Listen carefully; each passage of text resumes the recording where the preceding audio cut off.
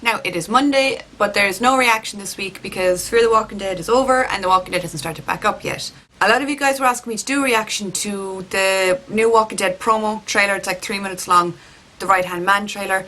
But I watched it already. I watched it like when it was released and I didn't do a reaction, so I'm not going to do a reaction because then I'll be rewatching the clip and the reaction, it'll be fake, it won't be real. And I don't do things like that.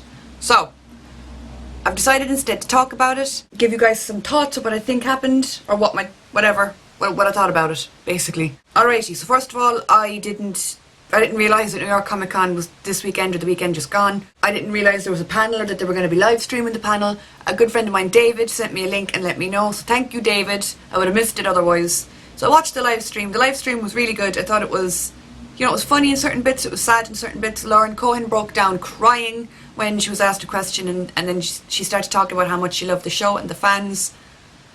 She also kind of seemed a bit wobbly or broke down a little bit at San Diego Comic Con. So that has me thinking, Lauren, girl, what's going on with you? If Glenn was the Negan victim, then Lauren would be very sad in real life because her and Glenn have striked up a friendship and Glenn and Maggie have been like inseparable throughout the show. So I'm thinking, was it Glenn? She just can't control her emotions. Maybe she got killed off. Maybe Maggie got Lucille'd. I mean, like, I'd imagine that if her character got killed, she'd be pretty fucking heartbroken over it, which would explain why she's kind of acting so weird. On to the sneak peek. So it starts off and we see Rick looking really crestfallen, looking really fucked up and sweaty. God help us, he looks a wreck. The first thing I noticed was the blood splatter on the right side of his face. A lot of people are saying, this means that the Lucille victim was on the right side of Rick. Not necessarily. Negan could have plucked a person out of the lineup and placed them in front of Rick, causing the blood splatter to go across the side of his face. He could have picked someone from down the other side, like Eugene. He could have picked Eugene and brought Eugene up to the middle of the lineup and sat him in front of Rick. So the blood splatter across the face to me doesn't really prove anything, except for the fact that this sneak peek is really trying to fuck with our heads, trying to make us believe one thing. Another thing I wanted to say was the absence of music and sound at all, apart from Negan's voice at the start of it. It was incredible. I thought the sneak peek was so tense to watch and it really got the emotions roiled up. Something else that everybody is talking about is the fact that Negan talks a lot about having a right-hand man, about needing a right-hand man by your side. Then he takes an axe and drags Rick into the fucking RV. So everyone's saying, oh my god, Negan's gonna hack off Rick's hand. Because if you don't know, Rick had his hand fucking hacked off earlier on in the comics, but the show didn't go with that. I don't know, I think that the show's trying to mislead us maybe into thinking that will happen. I think if that was gonna happen, it would have happened already. When you think about it, I mean, if they did cut off Rick's hand, Rick is a main character, he's going to be in most of the episodes. It's a lot of makeup and a lot of prosthetics to have to do for every take, every shot, or every episode that they do. I mean, even with Merle, they just kind of slid that yoke on over his hand, so you didn't have to see a lot of prosthetics. Do you get what I mean? But with Rick, I feel like it would be a lot of work to try and work around a cut off hand for filming. The way he dragged Rick to that RV as well, oh my god.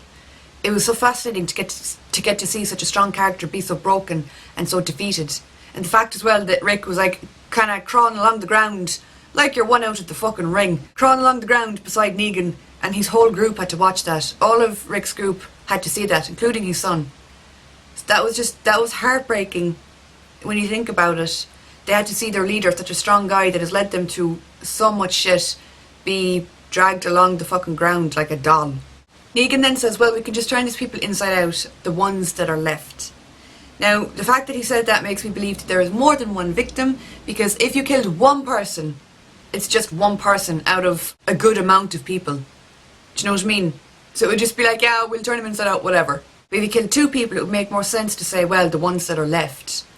So I don't know, I think that just reinforces the fact that there might be two deaths. I don't know. The next thing that really got to me was Daryl's motherfucking blanket laying on the ground. When the camera pans down from Negan dragging poor Rick into the RV, you see Daryl's blanket lying on the floor. I don't know, I think including Daryl's blanket is too big of a thing to include. It's such a massive symbol. Everyone knows that Daryl had the blanket around him.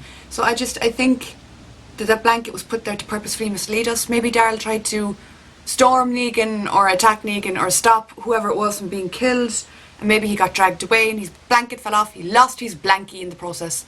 Daryl is a fan favourite, and he has a storyline set up with Dwight and all that. That's what everyone's saying. I always said that killing Daryl would be a massive turning point for the show because it would prove that the showrunners and the writers are the ones with the control, not the fans. and it would prove that they have balls. But I think that seeing that blanket just right there ruled Daryl out. The last thing I want to say about this is something that I didn't pick up on, but a friend of mine pointed out. Niles Reacts pointed this out to me, and honestly, thanks Niles, because I didn't fucking realise this, and I watched the clip about 7 or 8 times in a row and I never copped onto this.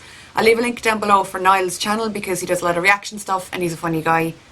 I'll also leave a link to the sneak peek trailer, and if you want to see what I'm talking about, skip to 3:21 in the video. Now I'll probably insert a screenshot as well of it.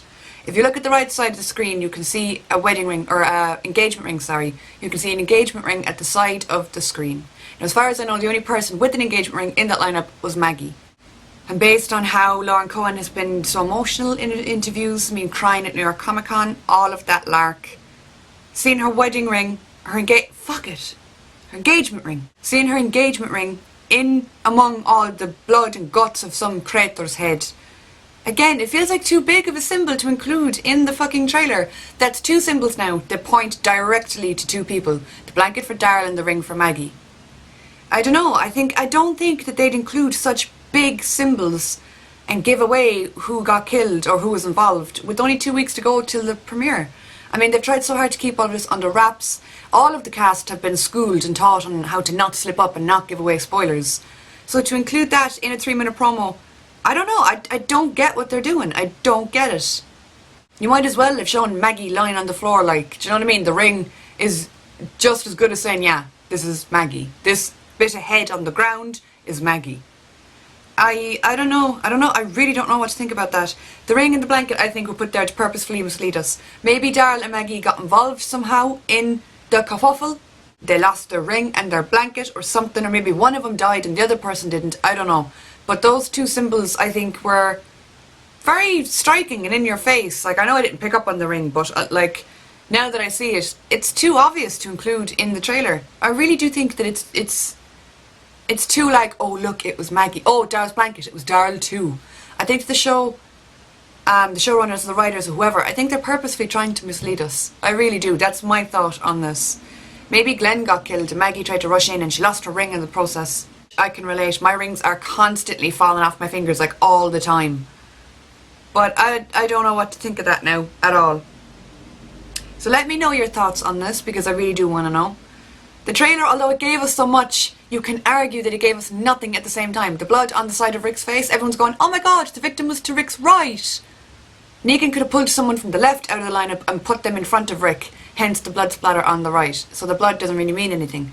Daryl's blanket on the floor. Oh my god, Daryl was killed. Daryl could have interfered and the blanket could have fallen off him, or there's some reason for the blanket being there. And then Maggie's ring, clearly Maggie's dead. Again, I don't fucking know. I don't know. I'm arguing both sides of the fence because I don't really have an opinion on this matter, to be honest, and it's a first for me.